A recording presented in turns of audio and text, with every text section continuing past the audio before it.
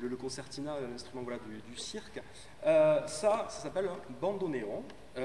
C'est le même principe que l'accordéon, à savoir que j'ai deux claviers, dedans de R, sauf que je n'ai pas le système des accords, comme je vous parlais tout à l'heure, qui est un peu le fondement de l'accordéon.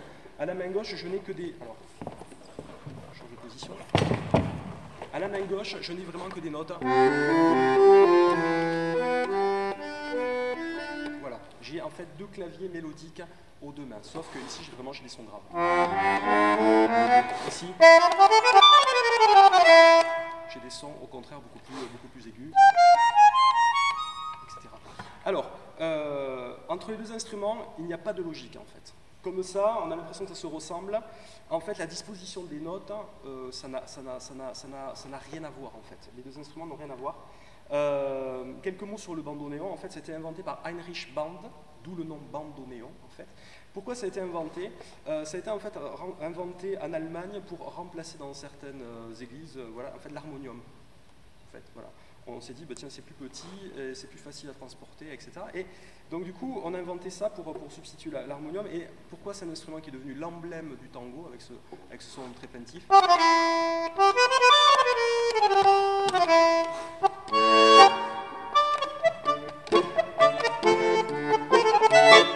c'est devenu l'emblème du tango, comme ça? Parce qu'en fait, c'est les marins allemands qui en fait l'avaient pris avec eux. Les marins jouaient souvent de l'accordéon, et les marins allemands ils avaient pris le bandoneon en fait. Et lors de leurs multiples voyages, un jour ils sont arrivés à Buenos Aires, et dans ce port de Buenos Aires, bah, ils ont débarqué avec leur bandoneon. Et au début, le bandoneon, ce n'est pas le premier instrument du tango. Le premier instrument du tango, enfin il y en a deux, c'est flûte et guitare.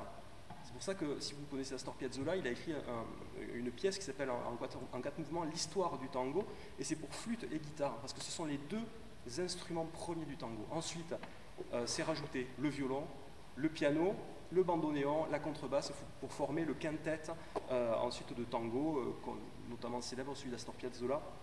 Voilà. Voilà donc pour ce cousin de l'accordéon, le bandoneon, que j'aime bien aussi, que je joue moins que l'accordéon parce qu'il y a peut-être moins de littérature, on va dire, mais je suis très content de pouvoir jouer avec mes camarades ici présents, justement une pièce d'Astor Piazzolla. Je te laisse présenter. Non, je t'en prie. Une pièce d'Astor Piazzolla qui s'appelle Oblivion.